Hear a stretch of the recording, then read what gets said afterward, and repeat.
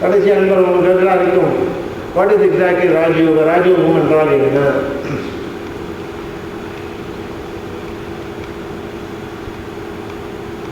யோகம் என்ற சொல்லுக்கு முதலிலே நாம் பொருள் தெரிந்து கொள்ள வேண்டும். யூஜ் என்று சொல்லுகின்ற வார்த்தையில் வந்து யோகம், அதாவது இணைக்கும் ஒரு சாத்திரத்தை யோகம் என்று சொன்னார். யோகத்திலே ஜீவாத்மனையும் பரமாத்மையும் இணைக்கின்றது தான் யோகம். இங்கு நாம் யோகத்தை ஒரு விஞ்ஞான கலையாக பயில வேண்டும், பரிபூர்ண கலையாக பயில வேண்டும். ஆண்டவன் அனுபவத்தை கொடுப்பது மட்டுமல்லாமல் எங்களுடைய தமிழ் கிறிஸ்தவ சித்தாந்த முறைப்படி ஆண்டவனை வைகுண்டத்திலும் காலத்திலும் கைலாசத்திலும் வானராஜ்யத்திலும் பார்ப்பது மட்டுமல்லாமல் காரணமை உருவத்திலும் புத்தி துறையிலும் மனத்துறையிலும் பிராணமய உருவத்திலும் சூழத்திலும் ஆண்டவனை காண வேண்டும். அதான் உண்மையான யோகம். The scientific art of perfect God and truth union is yoga. That is a beautiful scientific definition. I leave it at that. Then what is Raja Yoga? The word Raja means king, the king of yoga. It refers to Kriya Dhyana Yoga. Raja Yoga என்று சொன்னால் யோகத்தில் தலை சிறந்த யோகம் என்று பொருள். அதாவது ராஜாக்கள் மட்டும்தான் செய்யணும் அர்த்தம் இல்லை. நீங்கள் எல்லாம் அந்த யோகத்தை சாதனை செய்தால் நீங்கள் எல்லாம் ராஜயோகிகள் தான். ஆகவே அதுதான் பொருள், தலை சிறந்த யோகம் என்று பொருள். அது கிரியா தியான யோகத்தை குறிப்பிடுகின்றது. நமக்கு 5 விரல்கள் இருப்பது போல 5 தேகங்கள் உண்டு. அன்னமய உருவம் என்ற ஸ்தூல தேகம், பிராணமய உருவம் என்ற இந்த பிராணசக்தி நிறைந்த தேகம் சுக்கும தேகம், அடுத்தபடியாக மனம், 4வது புத்தி, 5வது காரண தேகம். இந்த 3வது தேகமாகிய மனதை வசப்படுத்துகின்ற அந்த விஞ்ஞான கலை தான் ராஜயோகம். Raja Yoga, which is also called Kriya Dhyana Yogam, is the scientific art of mastering the mind. மனத்தை உள்ளே அமுக்கி வைக்காதீர்கள், அதில் தான் எல்லா வினையும் வந்து சேருது. ஆகவே மனத்தை எப்படி தாறுமாறாக நாம் வசப்படுத்தாமல் உள்ளே அமுக்கி வைத்திருந்தால், ஆசைகளெல்லாம் அமுக்கி வைத்திருந்தால், குறைபாடுகளெல்லாம் அமுக்கி வைத்திருந்தால், மாசுகளெல்லாம் அமுக்கி வைத்திருந்தால் நமக்கு புத்தி சுவாதனம் இல்லாத நிலைக்கு வந்து விடுவோம். Please do not suppress and repress the mind. So what Kriya Dhyana is going to teach you is not only to control the mind, to master it. That is Raja Yoga. மனதை நாம் சுத்தம் செய்ய வேண்டும். அடுத்தபடியாக மனதை நாம் வசப்படுத்த வேண்டும். 3வது மனதில் நாம் தியானம் செய்ய வேண்டும். அப்படி தியானம் செய்தால் நாம் எல்லாத்தையும் கடந்து சரீரப்ப சமாதி, நிருப்ப சமாதி, விஞ்ஞான சமாதி என்று சொல்லக்கூடிய நிலைக்கு சமாதி நிலையில் கொண்டு வந்து நிறுத்திவிடும். You try to practice Raja Yoga in the truest sense of the term can go far beyond the limitations of the latent conscious mind, which is unfortunately called the unconscious mind by the psychologists. Then the subconscious and the conscious will go to the level of the superconscious mind.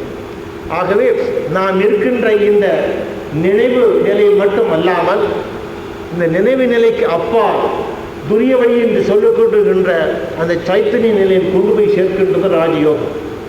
அந்த நிலைக்கு நீங்கள் வந்துவிட்டால் மனம் என்று சொல்லப்படுகின்ற இந்த புத்தி என்று சொல்லப்படுகின்ற அந்த தேகத்தின் மூலம் சர்வஞனாகிய கடவுளுடன் தொடர்பு கொண்டு ஞானத்தை பெறக்கூடிய நிலைக்கு வருவீர்கள்.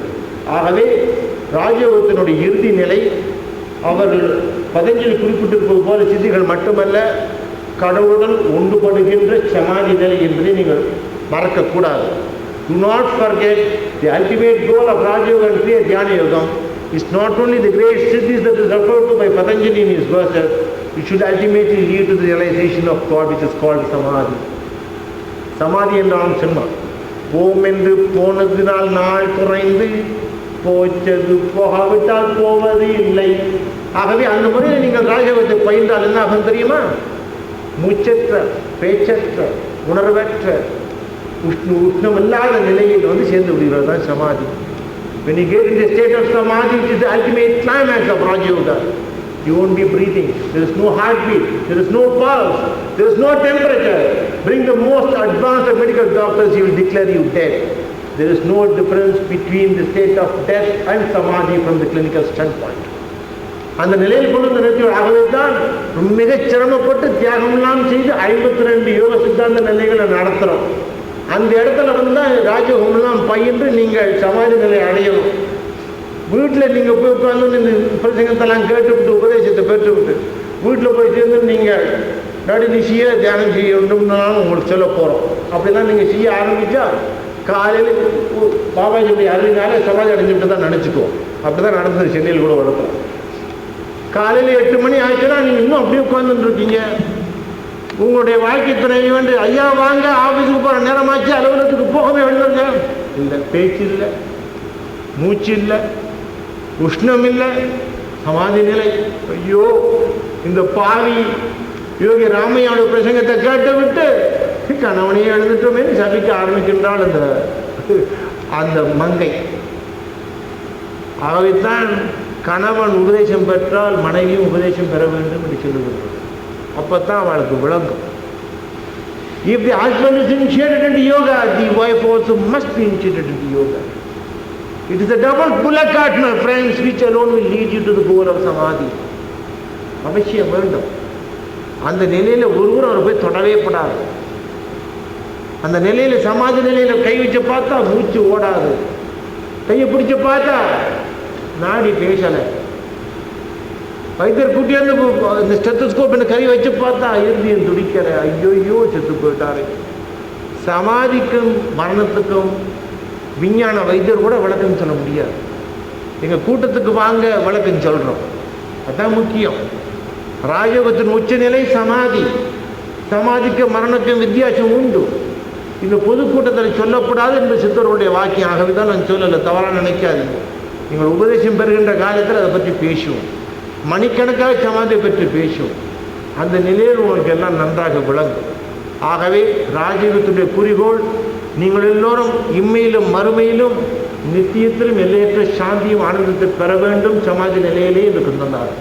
So the ultimate goal of Raja Yoga, the ultimate goal of Kriya Jnana Yoga, the scientific art of mastering the mind, is to go far beyond all these bodies and time to experience God in the truest sense of the term, to enjoy Shanti and Ananda in this life and the life after the life eternal, leading to Aum Shanti Shanti Shanti Om. ஓங்கம் Tamil துயக மங்களம் உலகெங்கும் தங்குக. ஓம் பரம் சிதரம ஓம் உங்க எனமோ.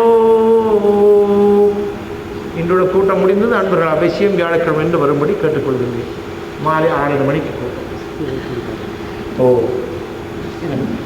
ஆம் ரீம் ஓம் ஸ்வஹா சித்ராய சித்ரகுப்தாய யமருதித்ராய ஓம் தச்சான் ஓம் கிரியபோஜன்ம ஓம் ஓம் பரம் சிதரம ஓம் ஓம் அன்னபுரி நமோ.